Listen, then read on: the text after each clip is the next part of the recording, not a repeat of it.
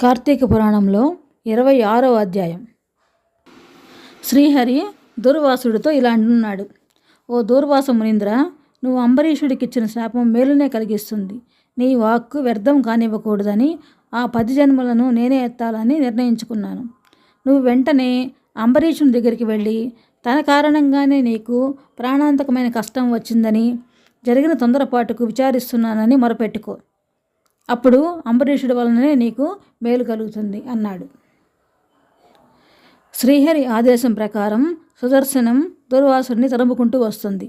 దూర్వాసుడు శ్రీహరి ఆజ్ఞ ప్రకారంగా అంబరీషుడి దగ్గరికి వెళ్ళాడు.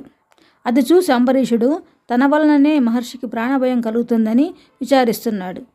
బ్రాహ్మణునకు ఆపద కలిగించడం శ్రేయస్కరం కాదని, ధర్మం కాదని, విప్రుని హింసించేవాడు విప్రుని హింసింపజేసేవాడు బ్రాహ్మణ హంతకులు అవుతాయని ధర్మశాస్త్రాలు చెబుతున్నాయి. విప్రుని తరిమినవాడు విప్రుని హత్య చేయించినవాడు హంతక పాతకానికి గురికాక తప్పదు. దూర్వాస మహర్షి నా కారణంగానే ప్రాణభయంతో అల్లాడిపోతున్నాడు. తిండి తిప్పల్లేక అలమటించిపోతున్నాడు. కర్తవ్యం తెలియక కలవరపడిపోతున్నాడు. పరమనిష్ఠాగరిష్ఠుడు యోగ సంపన్నుడు అయిన బ్రాహ్మణ శ్రేష్ఠునికి నా మూలంగా కష్టం కలిగిందని బాధపడుతూ అంబరీషుడు హరిని ధ్యానిస్తూ కలవరపడుతున్నాడు.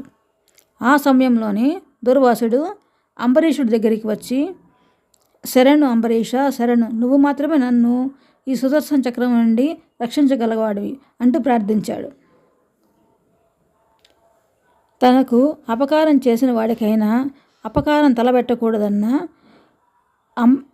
విషయాన్ని అంబరీషుడు గుర్తుకు చేసుకున్నాడు. 26వ రోజు పారాయణ సమాప్తం. కార్తీక మాసంలో 26వ రోజు తిథి ఏకాదశి.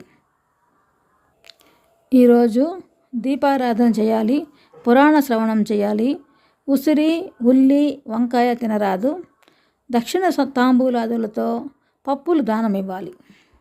ఓం నమః శివాయ.